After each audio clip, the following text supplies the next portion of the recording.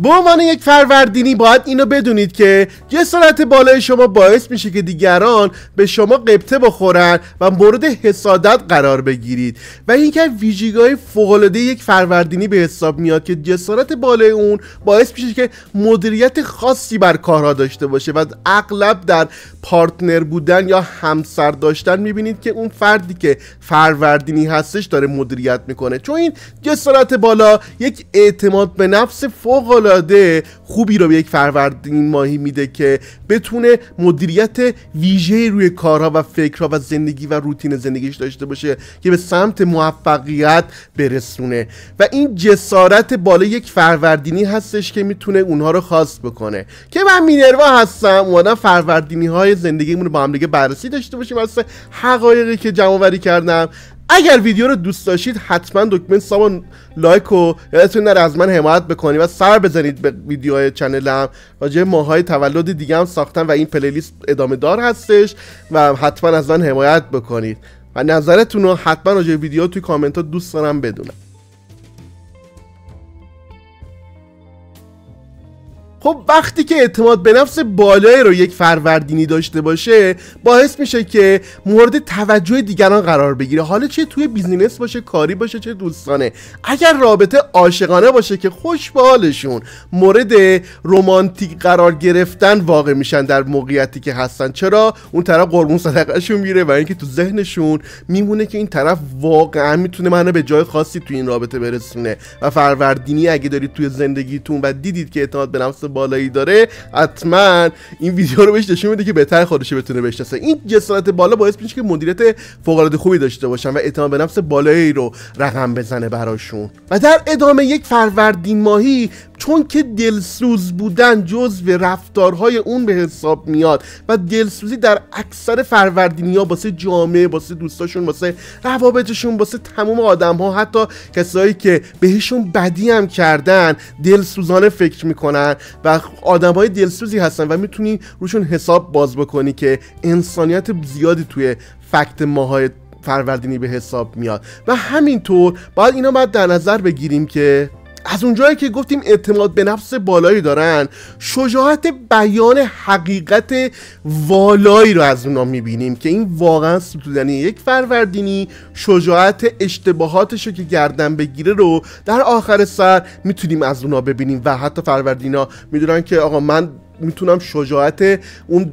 واضحاتی که اشتباهاتی که کردم و گردن بگیرم و این واقعا قابل تقدیره. به عنوان فروردین ماهی قطعا میتونید که اون رو جز صفات خوبتون در نظر بگیرین، چون هیچی جز حقیقت واسه کسی که دلسوز هستش و میخواد مدیریت و رهبری داشته باشه که فروردین ماهی تو خونشه ازش انتظار نمیره غیر از این. خب حالا میخوایم بریم سراغ وقت مود خوب فروردین ماهی ها رو با هم دیگه موشکافی بکنیم. وقتی که فروردین ماهی تو مود خوبش قرار میگیره، حسابی دست و دل باز میشه و حسابی میتونیم روی اون جنتلمن بودن یا سخاوتمندی اون بانوی محترم فروردین ماهی هم حساب باز بکنیم. درسته جنتلمن که میخوایم واسه خانوم بگیم و من نمیدونستم، اینجا یه خورده توپاق زدم، ولی باید بدونیم که واقعا دست دل بازن وقتی که رو مود خوب قرار بگیرن فروردین ماهی و روش میتونیم حساب باز بکنیم. ببینید در این مود خوبشون میتونیم اینو حساب بکنیم که اگه ازشون سوالی بپرسیم بدون صراحت، بدون هیچ پرده‌ای حقیقت رو بیان میکنن، حتی بدون که فکر بکنن و حتی بگن که شاید بهش بر بخوره. این هم میتونه تو دسته مود خوبشه ها، یعنی مثلا جزء بدی‌ها خوبی‌ها دیگه بر اساس موقعیت ما میتونیم تصمیم بگیریم، ولی ما از فروردین ماهی زیاد می‌بینیم که بدون پرده حرف بزنه. که به نوع دیگه خودسانسوری ما از فروردینی‌ها در اغلب رفتارها ندیدیم. در ادامه مود خوب یا اینکه بهترین رفتارهایی که نظر شخصیتی بهش افتخار باید بکنه، از حق دوست داشت دفاع میکنه. یعنی اگر فروردینی دارید میتونید باهاش بحث بکنید و در میون بذارید که من فلان جا گیر کردم، فلان کس حقمو خورده، فلان دوستم گله مندم و قشنگ شما رو میشینه گوش میده و میره حقتونه از اون فرد یا افراد، از اون ارگان میگیره. به عبارت دیگه ما میتونیم بگیم اون حق طلبی فروردین ماهی جزء رفتارها و فکت‌های این ماه به حساب میاد. اما مورد بعدی که من فوق‌العاده دوست دارم این مود خوبشونو و شخصیت درستشونو انگیزه دهنده فوق‌العاده خوبی هستن فروردین ماهی‌ها. چه به خودشون میتونن انگیزه فوق‌العاده خوبی رو بدن، چه به دیگران منتقل بکنن اون حس و انرژی رو و سعی بکنن که به یک دوستی تبدیل بشن یا پارتنر یا همراه خوبی باشن و با انرژی دادن خوبشون بتونن دوستاشون و خانواده یا حتی خودشون رو به اونجا برسونن. و فروردین ماهی که فکت دیگه‌ش این بودش که فقط خودش به خودش میتونه انرژی صدو بده، یعنی ممکنه بقیه انرژی بگیره ولی یک فروردین ماهی اون موتور درونی انرژیش و انگیزه که دوپامین ترشح میشه با اون فکرهای خوبش انگیزه دهنده تور بودن حالا شخصیتی بعضی مثلا دوستان یه چیزی برای خودشون بگیرن یا یه سفری برن مودشون خوب بشه، ولی فروردینی‌ها خوب خودشون رو میشناسن و یک انگیزه دهنده برتر به حساب میان. خب حالا فکر میکنید که همش خوبیاتون رو میگم، حالا میریم سراغ وقتایی که منزجر کننده به حساب میان. وقتی که یک فروردینی توی یک بحث کم میاره، رو میاره به گذشته و شخصیت طرف و اون طرف رو بر اساس شخصیتی که داره و نوع رفتارهای زندگی که داره حالا تو گذشته بوده اکثرا که تبدیل به شخصیت میشه زیر سوال میبره، شروع میکنه مسخره کردن و کوبیدن و جزء یکی از نکات منفی یک فروردین ماهی به حساب میاد. و در ادامه فروردین ماهی اصلا شنونده خوبی به حساب نمیاد، خیلی گزینه ها رو فراموش میکنه و لپ کلامو به واسطه خلاصه در نظر میگیره. یعنی اگه جزئیات اون درد دلی که با یک فروردین کردید بپرسید نمیتونه بگه، ولی میتونه بگه آقا حالتون بد بود، غذا خیلی بد بود. نمیتونه بگه که تو غذا که لوبیا پلو بود ساعت 2 بعد از ظهر یک شنبه خوردی مو بوده. جزئیات ازشون نمیتونی انتظار داشته چون که شنونده خوبی اصلا نیستن. موردهای بعدی یک فروردین ماهی تصمیماتی که میگیرن رو انکار میکنن و یه جوری گردنگیر تصمیم طور بودنشون که به اینجا ختم شده قبول نمیکنن، انگار میخوان بقیه رو شریک خودشون میدونن و خودشون رو مبرا بکنن و وقتی که حالش بد باشه مودش بد باشه و تو خطر ببینه خیلی از این رفتارا میبینیم.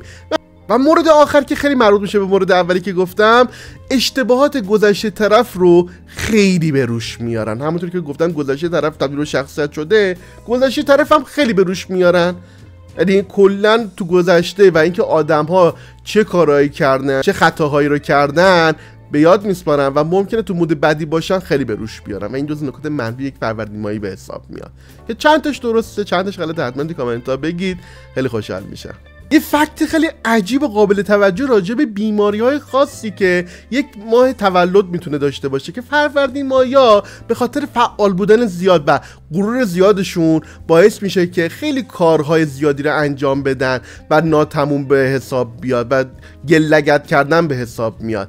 و از بس که نمیشه دوچار توهم اسکیزوفرنی میشن و اون بیماری سراغشون میاد و توهم کار مفید و فعال داشتن رو در زندگی اونها ممکنه مشاهده بکنیم. یا اینکه مثلا خیلی فروردینایی ببینیم که بس غرور زیادی دارن و نمیخوان دست بکشن کارهایی که باید ولش بکنن، دوچار یک اسکیزوفرنی میشن که خودشون در یک موقعیتی درست صحیح سالم و بدون هیچ گونه ضرر و زیانی در نظر میگیرن و تو رویا خودشون میگن آقا کاری که ما داریم میکنیم یا مسیری که داریم میریم و فوق العاده بد و وحشتناکه اوکیه، خیلی درسته و یک توهم خاصی رو توی زندگیشون تا آخر عمرش ممکنه با هم دیگه داشته باشه که یک فروردین ماهی ممکنه درگیر یک موقعیتی باشه که فقط توی ذهن خودش مفید واقع شده باشه و زندگی خوبی